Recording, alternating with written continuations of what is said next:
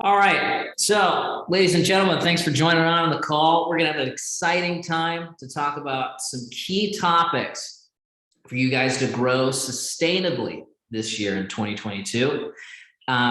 First of all, the teaching moment that I'm going to be starting with today is safeguarding your growth.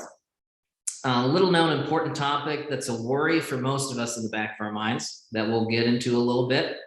But then one of the applicable skills that's also very important to this teaching moment is using your KPIs and lead tracker sheets. And so you'll want to be able to take notes if you can. If not, a lot of you are out and about. Remember that all these calls are recorded, so you can go back and listen to them and take notes, or just keep listening to them as if it's one of your favorite podcasts or whatever. And then Nicole will finish it off and helping answer some questions and actually implementing these tracking sheets. But we went over the wins, which is great. Well, I will love. So this is Garden Diva. This is one of my clients. They are, how many of you here are contractors? Can I get a show of hand? You're a contractor in some way, shape, or form. Okay, vast majority of you. This is one of our clients that's a little bit unique. They're not a contractor. They do custom metal art. So they're essentially a boutique here in Tulsa, Oklahoma, where they create custom metal art. They have a storefront. So they're a retail shop. They do, online sales. So quite a bit different than our normal client. They started with us back in 2019, and then this year so far, they are seeing a 221% growth over last year, when last year was a record-breaking year for them. And so the system works no matter where you're at, no matter what industry you're in, there's a pathway to follow, and they're just a big example of that. That's ridiculous, Nicole. 220% growth. Yep, over last year so far. What were they making, like only $100 a week last year? What are you talking about? No, they were making about 20,000 per week, and so now they're set to, over double that. Yeah, no, that's insane. So I'll let you guys do the math on that. Insane growth. But yes, safeguarding your growth. So all of you guys here and everyone else that works with us, all of you started to work with Redmond Growth because you wanted to grow your business. And for whatever reason, it wasn't happening the way that you wanted it to, or something bad happened in your business, and you wanted to find a way to sustainably generate more leads, hire people, and all sorts of good things about growth. But you know what? Something in the back of your mind may have stayed there, where you're wondering, well, yeah, I want to grow this business, but I'm already so busy with everything. How can I possibly grow this further?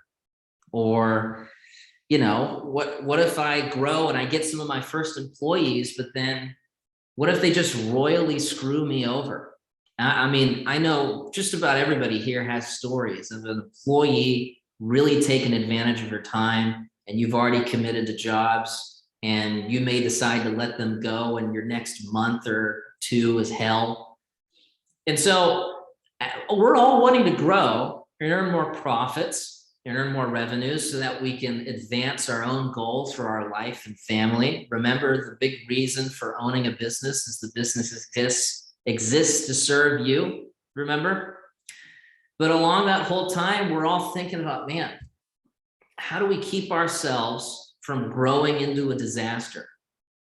And this is one of the questions that Andy Grove answered with his career. Now, who the heck is Andy Grove? Well, Andy Grove is a man, first of all, that escaped from communist-controlled Hungary back when he was 20 years old back in the day when the Soviet Union was here. And he ended up moving to the United States to finishing his education. So you can think of it as modern day Ukraine.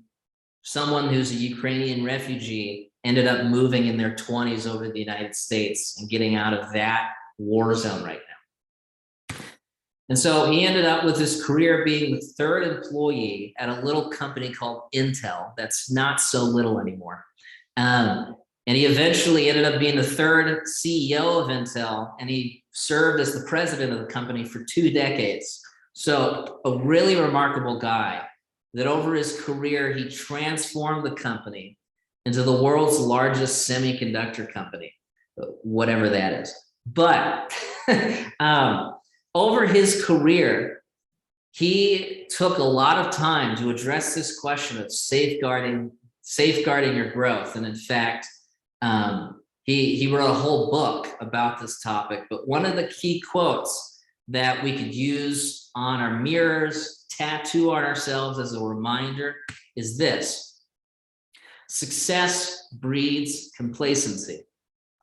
Complacency breeds failure, and only the paranoid survive. Only the paranoid survive.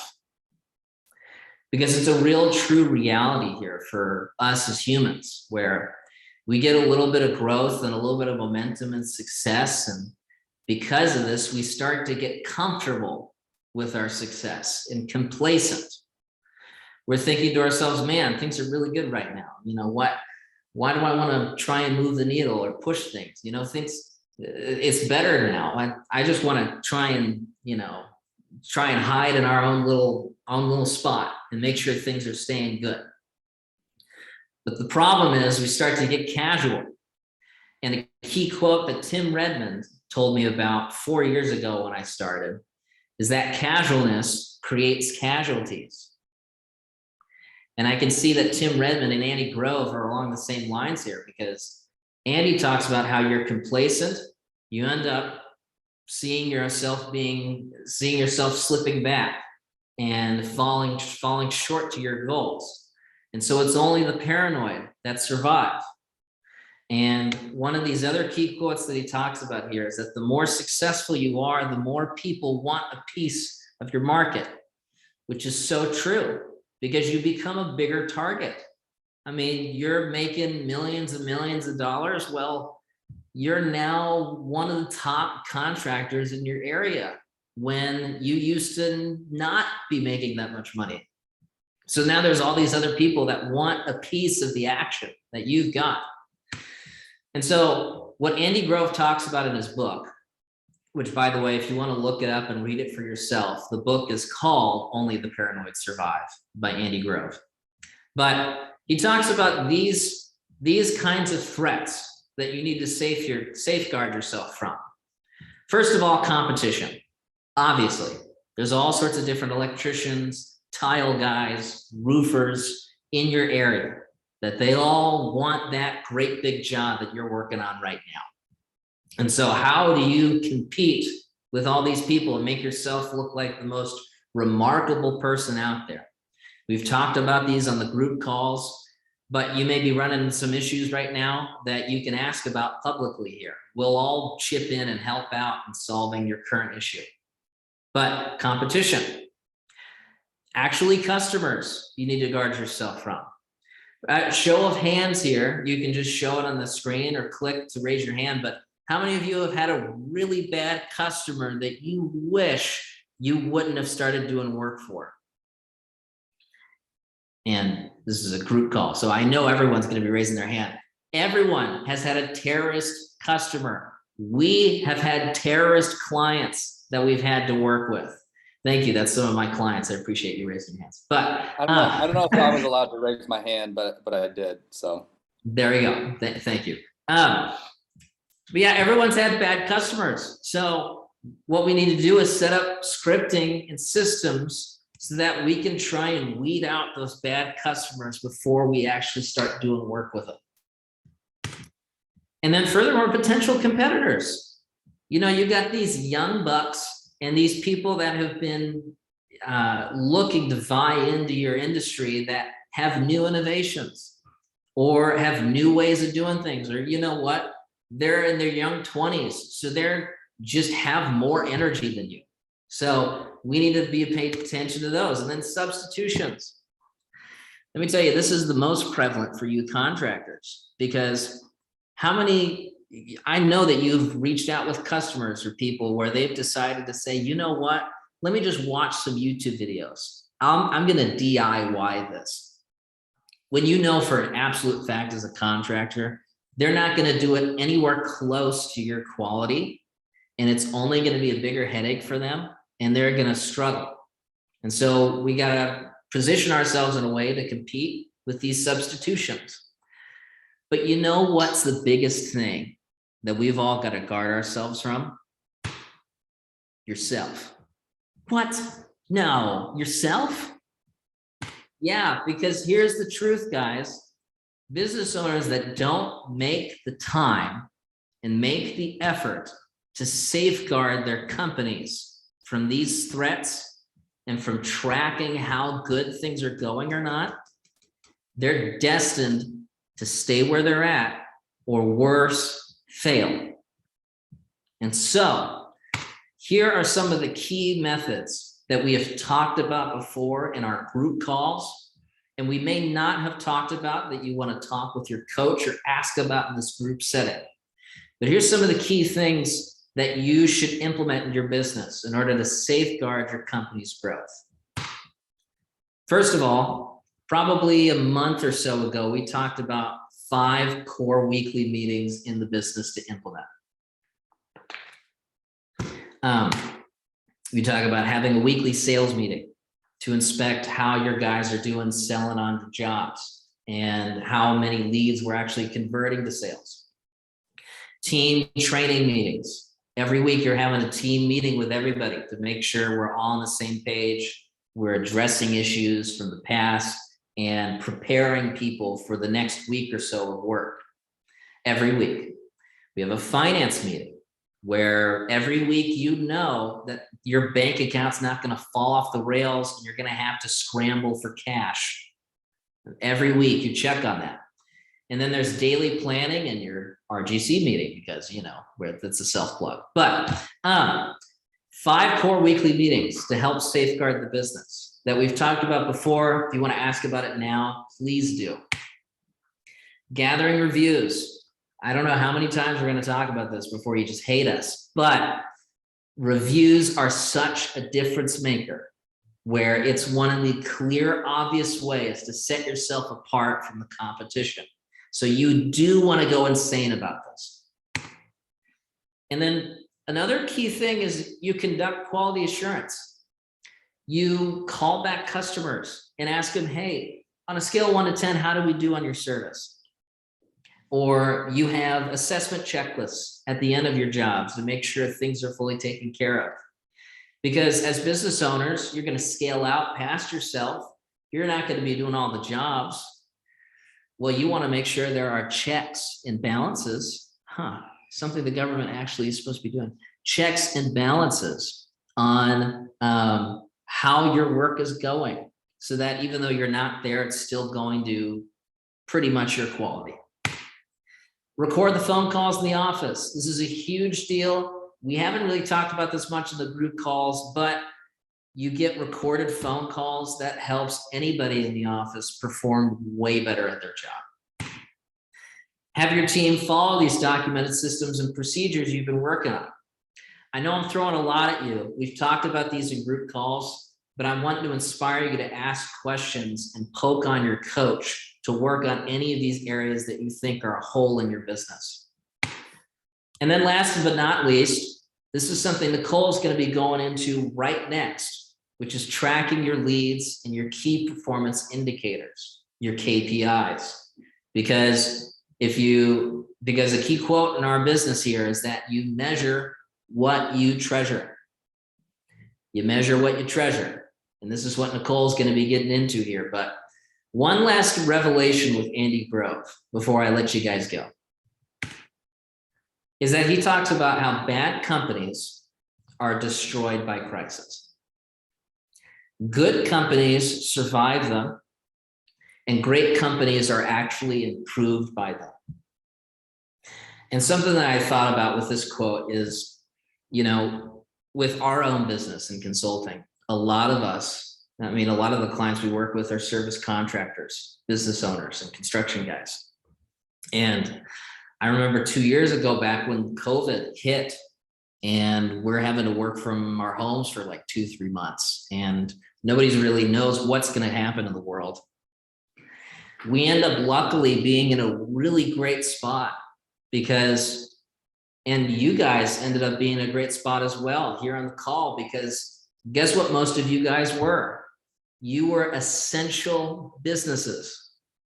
So even through this whole period, nobody was trying to shut you down. Nobody was trying to get in your way from doing work. And that is such a huge blessing that ended up being a great safeguard, because your companies are essential, even in a pandemic.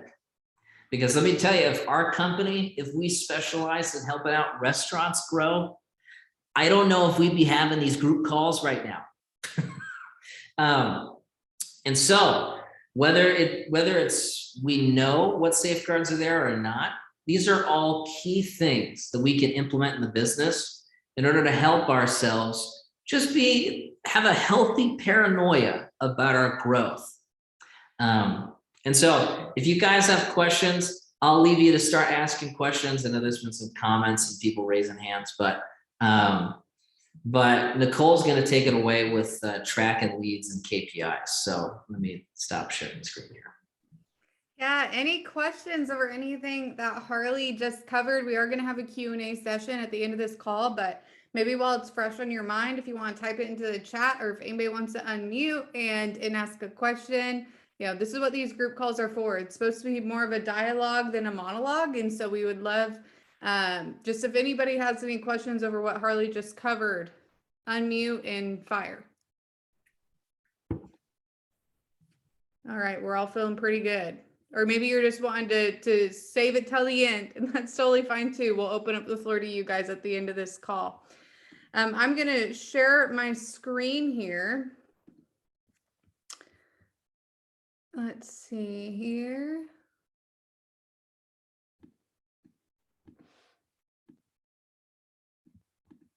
All right. Okay, so we're going to talk about something that when I bring it up to a lot of my clients, they are not super excited about. And it is tracking. Anybody here willing to raise their hand if they are super passionate about spreadsheets and tracking? Okay, we got a few. Did anybody here get into business because of how passionate they were about spreadsheets and tracking? All right, I don't think I see any hands, maybe a couple of us. Here's the deal, is most business owners do not become business owners because they are super excited about tracking and spreadsheets and accounting. In fact, I would say that tends to be the part of the business that gets neglected the most. Why? You're a plumber, you're an electrician, you're a remodeler, you're a custom metal artist, you're a real estate agent. And you didn't get into that industry and didn't become a business owner because you were passionate about having to use spreadsheets and track cash flow and all this stuff. You got into that industry because you're really good at what you do, and you wanted to be able to share that more and build, an empire off of it. So at Rev and Growth, we don't try to, force a square, into a round hole. We try to create systems that are easy for anybody.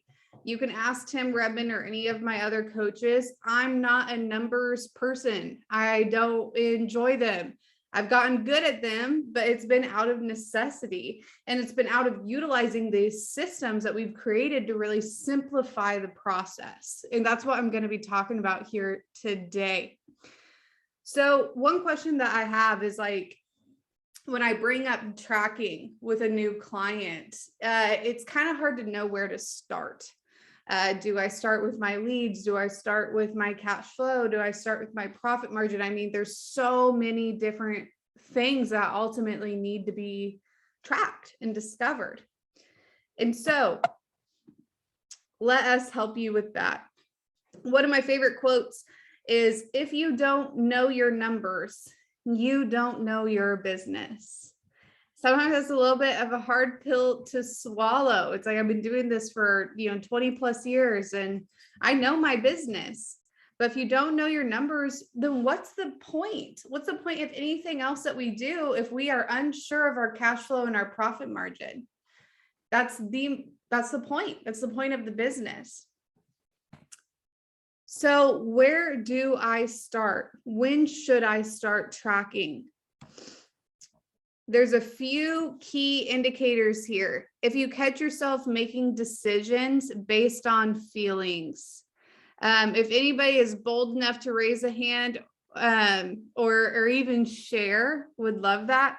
But if anybody's ever been into a situation where it's like, I feel like we were busier at this time last year, or I feel like I was closing more deals last year, or even I feel like we're doing better this year than last. Has anybody been in that position where they have a feeling?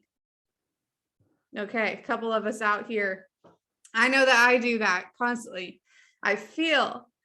If you catch yourself making decisions based off of those I feel moments, that's a good indicator that you need to start tracking so that you're not operating by feeling, but you're operating by fact. Another really good indicator, and do not feel like you are alone. I can ask any of the coaches here. I would say 80 to 90% of our clients, when they come to us, they don't know their profit margin, or they don't really even know where their money is going. That's pretty normal. That's something that we try to solve pretty quickly. And so if you have no idea where your money is going or what your margin is, that's a great indicator that we need to implement some form of tracking. If you are unsure why you aren't closing or why you aren't busy, or if you aren't sure where your money is going, any of those things are big signs that it is time that we start to track. Real quickly here, if any of our clients currently who are on this call could testify to the power of tracking. Has anybody here implemented some form of tracking since working with us and have really been able to either see their business grow or really define issues based off of that? I see Dale raise his hand. Dale, you're willing to unmute and preach the good news?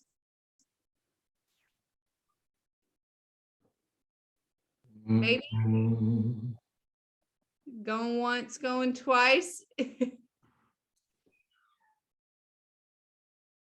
think he's getting ready. Yeah, I see you unmuted. Dale, you're with us or you out in the field, buddy? You must be out in the field. Anybody who can testify to tracking? Well, I'm gonna call on someone that's here in this room, Phil Gettle, or Godel with Minnesota Gunner.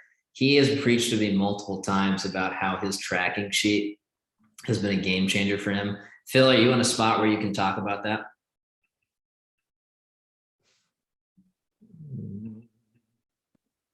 Yeah.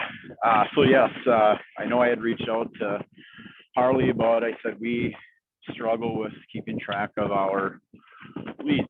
I knew it was an issue, and we implemented the KPI, and I've been pretty diligent about keeping it updated daily, and it's been a huge help for me to keep things that I would have forgot about.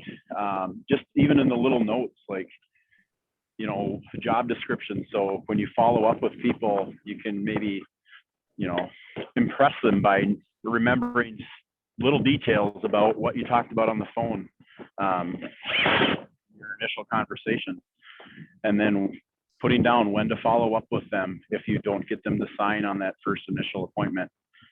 Like the last group call meeting, I think it was last week, when do we call you back? When should we schedule a time to revisit this? Things like that have been very helpful, and grateful that we got that in place. Yes, thank you so much for sharing, Phil. And I love referencing back to last week's meeting. Who here is like a remodeler, a roofer, restoration company? Show of hands. Somebody who, your sales process is a little bit longer It's not like you're a plumber where you get the call, you go out, you get the job, you do the job, you get paid. You know, there's a lot of you who are on this call. There's a lot of us who we work with where their sales process is going to be a little bit longer. They're going to get multiple quotes, stuff like that.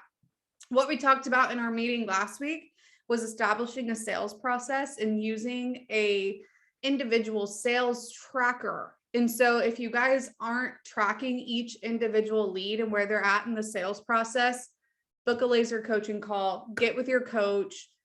Let us send you the recording of the meeting from last week, because just like how Phil was talking, that is a brilliant tool when it comes to making sure that your leads, you're not losing leads, and you're able to really enhance your sales process and close more deals because of it. And so tracking comes in many forms. Where should I start? You know, what should I track? Everything. But that's a lot. That's a big place to start. You should track everything. But that's a little too hard to it's too much to chew. And so where should we start? What's the foundations? The first thing is core KPIs. I'm going to show you guys an example of this here in our next slide. We call these key performance indicators. These are things like your weekly revenue, your lead flow, your appointments, your closes. Those are the most valuable data. Those are really the data that you're going to make decisions off of for your business. And so that's really the most foundational place for you to really start, is tracking. And I'm going to show you what that looks like.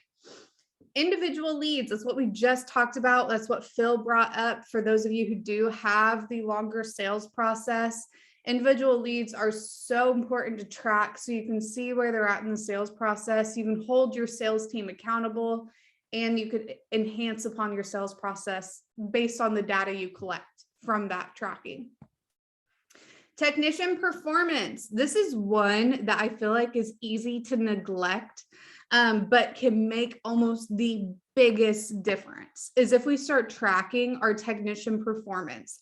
What that looks like is for each one of your technicians or your crews or your vans that are out in the field, you're tracking the individual revenue they're bringing in, how many estimates or appointments they're going out on, how many of those are actually winning, and then if they are getting called back out. This is going to really allow you to see who's doing well, who's maybe struggling in an area, and being able to give them support. Yeah, if I may, Nicole, I want to brag on someone. So this exact issue, technician performance, is something I got a hot win from recently from roofing and siding smiths.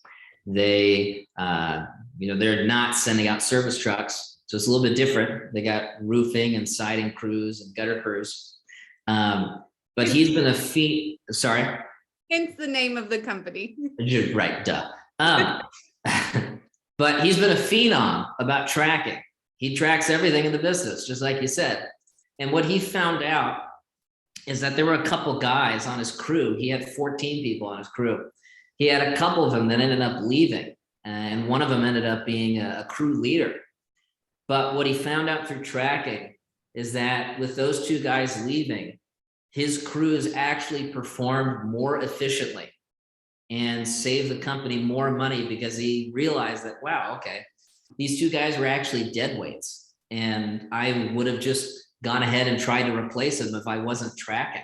So just a huge win for his profitability based on this kind of tracking here. Yes. And again, it will save you money, and it will allow you to make decisions based off of facts compared to feelings, and give your team, actual support that's kind of individualized to the area that they need to improve. Income and expenses. This one is so important, but it's one of those that can seem extremely intimidating, and it is. We do have spreadsheets that can help you with that. It's something that we can really hold your hand through. And this can happen in different ways. For a lot of my clients that have a shorter sales process, like my plumbers, electrician, HVAC guys, that their jobs are a little bit shorter, they can do this on a monthly basis and get a really good idea of, what income's coming into the business and what expenses are coming out.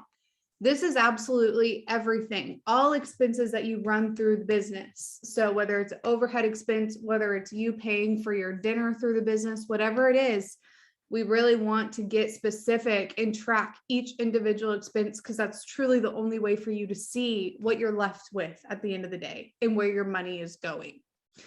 One of my clients, they're my plumber over in Atlanta, Georgia, and they do a phenomenal job about tracking their expenses, to the point that they track, is it Stephanie's expense, who's, the wife, she's the one who's in the office, or is it Tim's expense, who's out in the field? And they color code everything. What this has allowed them to do is, even during their slow months, it's allowed them to be more profitable than ever, because of the work that they put into tracking their income and expenses, and the adjustments that they've been able to make based off of that.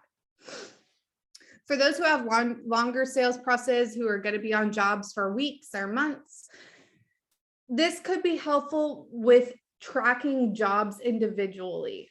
And I know that sounds like a lot of work. It's not as much work as you are probably thinking it is, but this would be taking each job individually and keeping track of what revenue is coming in from that job and what expenses are coming in from that job as well.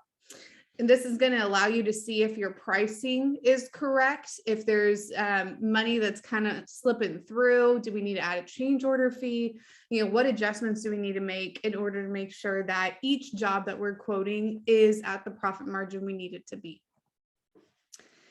Cash flow. This is along the same lines as income and expenses. What I've typically found, and I'm sure the other coaches can testify to this, once you're good at tracking your income and expenses, it gives you a really good opportunity to start tracking your cash flow and making adjustments that way. One system that we teach here is called Profit First. Every single one of the coaches here is a Profit First professional. We've gone through the course, we've gotten certified. It's a system for accounting to keep track of your expenses and where your cash is going. If it's something we haven't talked to you about yet, I promise you we're going to. If you're curious about it, I would go ahead and start reading the book. You can find it on Amazon. It's by Mike Michalowicz. It's brilliant. It's definitely something that we'll talk to you within our first 3 months of working together. What this is going to allow you to do is it's going to allow you to be able to find out your margin. Sorry, what was that book? It's called Profit First, and it's by Mike Michalowicz. Jonathan Rude, if you could put that link to that book in the chat, that would be great. So that people can just click on it and go out to Amazon. Hey, Nicole, while there's a pause, someone on the chat Louise asked about what kind of apps were available for tracking KPIs. Could you give some insight into some of these, whether there are some popular ones for each of these or what might be the best fit? Yeah, absolutely.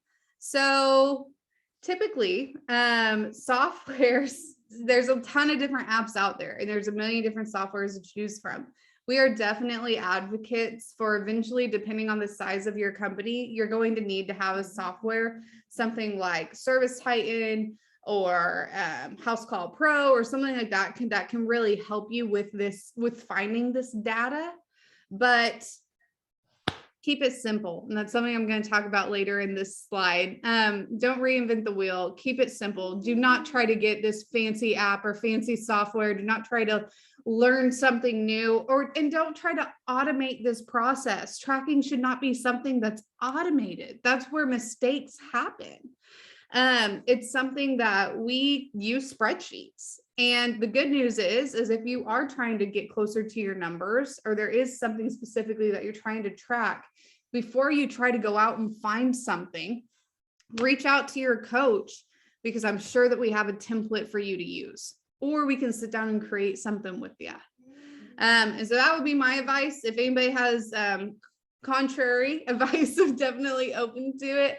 But big components here of, keeping it simple and just using a simple spreadsheet. Google Sheets is free. You can use it on a desktop, on your phone, on an iPad. It's what we recommend. I think Rudy just put that in the chat as well for you guys. Profit First by Mike McCallowicks. It's a pretty easy read. I know that when Tim first assigned it to us, knowing that it's a finance book, I was not super pumped about it, but it's actually enjoyable and easy to digest.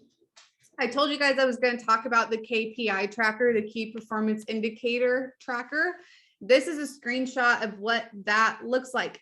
So this is a company that's just really one technician, one guy out in the field. And so for where they are located, they're going to be doing in between 250,000 and 300,000 per year for that one van. What that looks like is doing right under 6,000 per week, which would be 25,000 per month, which would get us to that $300,000 goal. What you'll see is this column that says total leads. It shows us how many leads do we need to get in on a weekly, monthly, and annual basis in order to hit that $300,000 goal. How many appointments do we need to set? How many jobs do we need to complete? And what do we need our total average ticket to be in order to get to that $300,000 goal? What this tracking does is it really allows you to be able to see on a week by week basis if you are getting close to your goal and allowing you to make adjustments at that exact same time. You know, if you see patterns, you're able to say, okay, this is an adjustment that I need to make quickly if I'm going to hit my goal. So these are the most important data. This is the data that you're going to make decisions based off in your business. If you don't know where to start with tracking, this is where we have everybody start. We've got a spreadsheet ready for you. If you haven't gotten one already, let us know, and we're going to get you to start tracking. So let's start taking action. These are questions to ask yourself. What am I ignoring? Are there areas in my business that I'm a little bit scared of? And so I'm just kind of ignoring it and hoping that it's okay. Do I know for a fact, or am I operating by feeling? Am I making decisions based off feeling compared to fact? That's a time to track. Edit and enhance or add to your current tracking. This is something that I preach in my meetings every time I give somebody a spreadsheet. Is tracking is meant to serve you. And although the spreadsheets that we give you guys are best practice, and they're ones that we've used with hundreds of different companies and all different kinds of industries, you are not held hostage by that spreadsheet. Make enhancements, make adjustments. If there's certain other things in your business that you want to keep track of, add to it. You know, you are not going to hurt our feelings if you are editing your spreadsheets. In fact, it encourages us, because that means that you're invested in it and you really are passionate about finding out, you know, these numbers for your company. The biggest thing that I want everybody to do before they leave this meeting is I want you to stop whatever it is that you're doing and book a specific time in your calendar that's reoccurring at the same day and time every single week, that you are going to drop everything and you're going to pull up your tracking documents and you are going to edit them. You're going to look at them and you are going to make sure they're up to date, and you're going to make decisions based off of them. If you don't have that time dedicated in your calendar, it's not going to get done. Some of our clients do this every single day. They have a set time every day that they're looking at their tracking. That is preferred. If that is too much to ask in the beginning, set a recurring time each week where you are looking at this information and work towards doing it each day. It's going to get easier the longer that you do, you know, the more times that you do it. And so stop what you're doing, plug that into your calendar, and make sure that it's reoccurring. It's something that you're going to honor religiously, no matter when you have that time set. Back to keeping it simple. When in doubt, us at Redmond Growth, we are here to help. So don't reinvent the wheel. We probably already have a tracking document that's going to work for you. If you have something that you think is specific or different than, you know, or out of the box, let us know. We'll create one. You know, don't reinvent the wheel. Don't try to go out there and buy a fancy software or anything. We've got something that's going to work for you. Book a laser coaching call or put it under your burning fires for your next meeting. You know, if you If this meeting has inspired you or raised questions, you have access to book those laser coaching calls with us, put it underneath the burning fires, get the help that you need. And then last but not least, the rest of this meeting, we've got about 14 minutes here, is open to you guys to ask any questions that you might have about what we just covered, or about something that we didn't cover, that you're curious about, so that you can get support from us or from a client, and really get the answers that you're looking for. So with that being said, I'm going to stop sharing my screen so that I can see all of your beautiful faces. What questions do we have, either about tracking or about, life itself? Just unmute or put it in the chat and we will try to give you a great answer. Anybody? Or are we all feeling pretty good? Well, hey, I'm late to the meeting and sorry about that. I guess you guys That's okay. talking about tracking spreadsheets. Jonathan just implemented our lead tracking spreadsheet, and we've been all over it. I mean, we've been grinding, putting every bit of information in it. It's just over a week old. To add another spreadsheet right this second, equally as important, is not awesome. I get it, it's important, but I'm gonna need to just, kind of tiptoe into this next spreadsheet. I'll talk to Jonathan about it, but Yeah, don't feel bad about that, Christian. Take your time with it. That's why I always tell my clients is everything in good timing. And what I don't want is I don't want us to throw a bunch of spreadsheets at you and say, fill them out, and you get so intimidated that you don't do any of them. right. And so start with what's important. Start with your KPIs or wherever is most, KPIs are really important for service-based companies. Individual sales trackers may be more important for like a remodeler, restoration company. Start with what's going to be most vital and most important to your company. Get really diligent and good at that. And then we'll slowly start introducing another one. Yeah, just to brag on Christian for a second, he is you will set the biggest expectations on how much you hate to do something, yet you always get it done. So usually it's the opposite. It's, oh, I'm excited, and there's a little less doing. So props to that. You know what you got to do, and you find a way to get it done. But yeah, absolutely, like Nicole said, just getting one thing done at a time. That's the most important, and nailing that down before you move on to the next thing. So don't feel the need. Well, we're going to continue to work through that document. Absolutely. Patrick, I see you raise your hand, sir. Do you have a question for us?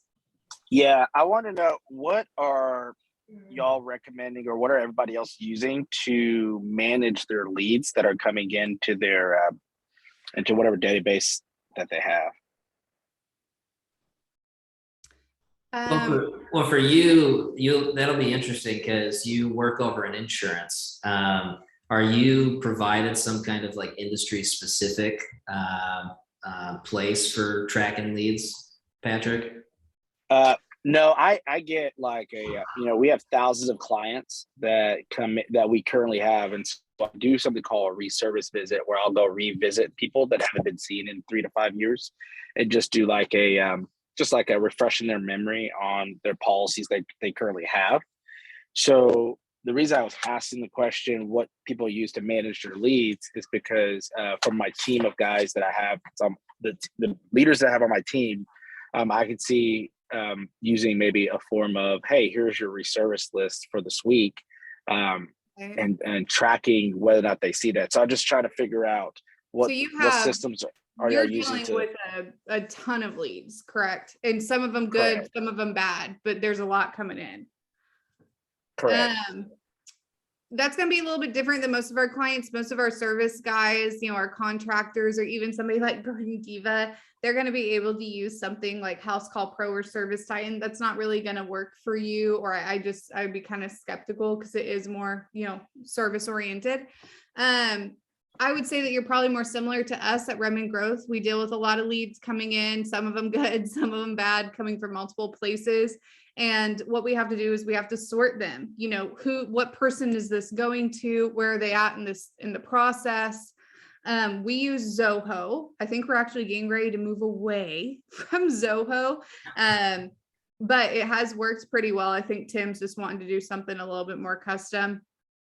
But you're going to probably have to invest in something like that, Patrick. What I will say though, is it's going to be a huge commitment. It's going to be investment on money and time. I think it took us about 6 months to get Zoho fully operational for us. And we were still making edits after that. And so there's going to be 1,000 different options. A lot of them are going to work for you, but it's going to be a big commitment of time and probably money to find the right one for you. Patrick, what you could do in the short term, just to get, because the start is to get your guys used to doing this. So again, to Nicole's point, keep it simple. We'd probably say at the start, and Nicole can back me up on this if I'm right. At the start, let's make just a nice spreadsheet that's able to carry all of the initial leads for the next couple months or so to get everyone really good at doing this and following up with people. And then after seeing that they're going to take action on this, then you can get something more in depth that can be scaled out to the hundreds of thousands of leads that can be used for years to come. Absolutely. Does that help him, Patrick? Did we lose them? Yeah, that helps. Okay, great. I wish we had an easy answer for you, buddy, but one of those things that's just not the case, unfortunately. Any other questions? Concerns, grievances? JC, I saw you unmuted. Do you have a hot question for us?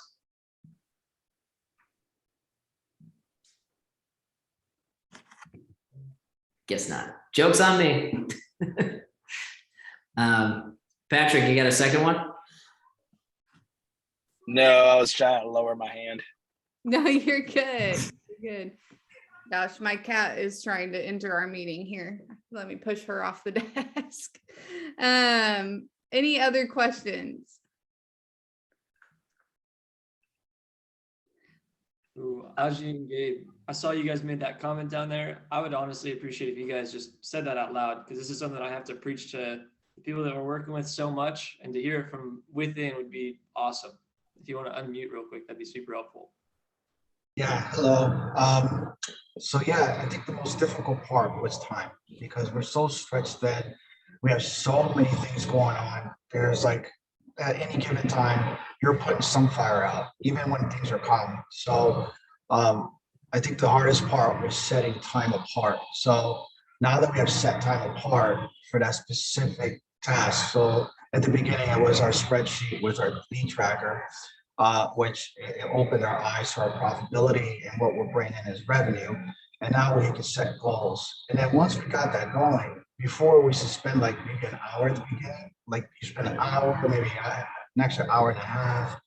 But now, you know, our lead tracking and our Excel spreadsheets are done like 15, 20 minutes. So what before at the beginning, it takes a lot of time, but once it gets going, it actually takes less time. So then in that 45-minute you have left, that time you set apart, now you're working on, okay, you know, this is our goal that we set, you know, how's our profitability? So you start working in other areas than just the task list. In the beginning, it's difficult because it's just time.